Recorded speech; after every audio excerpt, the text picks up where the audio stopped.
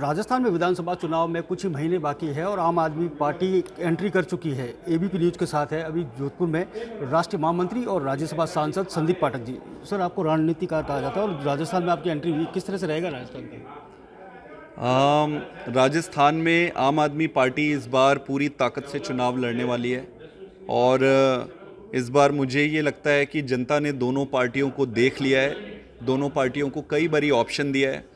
अब जनता एक नई पार्टी को मौका देना चाहती है और राजस्थान के लोग दिल्ली से बहुत ज़्यादा क्लोजली जुड़े हुए हैं, तो दिल्ली में जितने भी अच्छे काम हो रहे हैं उससे काफ़ी ज़्यादा जागरूक है। तो मुझे ये लगता है कि इस बार जनता एक नए पार्टी को मौका देगी, आम आदमी पार्टी को मौका देगी।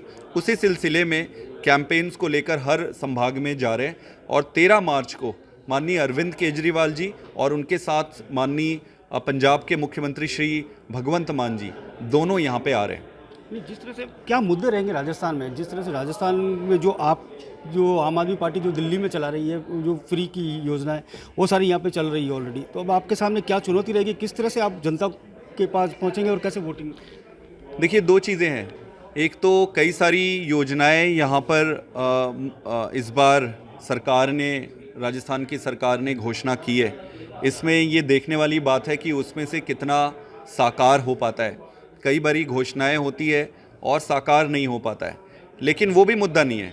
दूसरे से कॉपी करना, अगर केजरीवाल जी से ये कॉपी कर रहे हैं तो हमें कोई दिक्कत नहीं है, कॉपी करनी चाहिए, अच्छी चीज़ है, देश आगे बढ़नी चाहिए।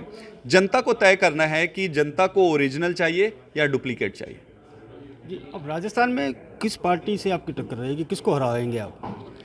देखिए, किसी एक पार्टी को टारगेट करके अगर आप चलेंगे तो आप कुछ बड़ा नहीं कर सकते। हमारा उद्देश्य किसी पार्टी को टक्कर देना नहीं है, हमारा उद्देश्य चुनाव जीतना। हमारा संबंध जनता से है। हम जनता को अपने काम, अपने जो हमारी प्लानिंग है उसके बारे में बताएंगे और वोट मांगेंगे। हमें ये फ़र्क नहीं पड़ता कि सामने कौन सी पार्टी है। चुनाव तो हमें ताकत से लड़ना है और हमारा संबंध जनता से होना है। आप किसी पार्टी को चुनौती नहीं मान रहे राजस्थान में इस काम पे?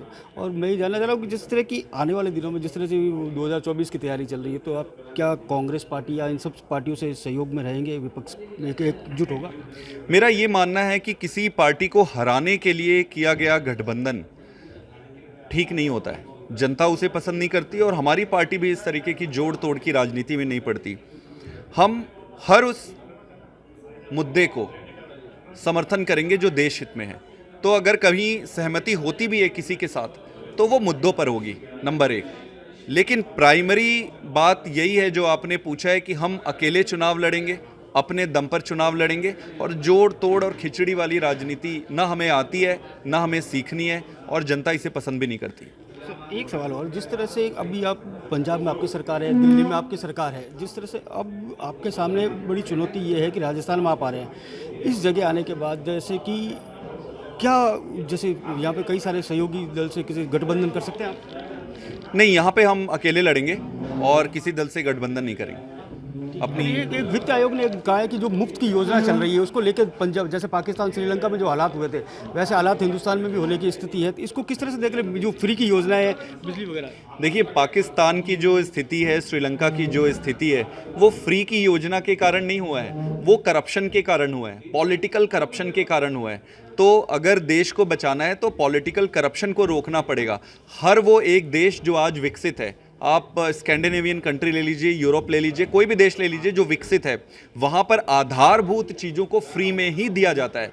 तो जो भी ये कह रहे हैं उन्हें थोड़ा पढ़ाई लिखाई करना चाहिए, है ना। पढ़ेंगे लिखेंगे तो अच्छा होगा उनके लिए। एबीपी न्यूज़ से बातचीत करने के लिए बहुत बहुत धन्यवाद। जोधपुर से करणपुरी।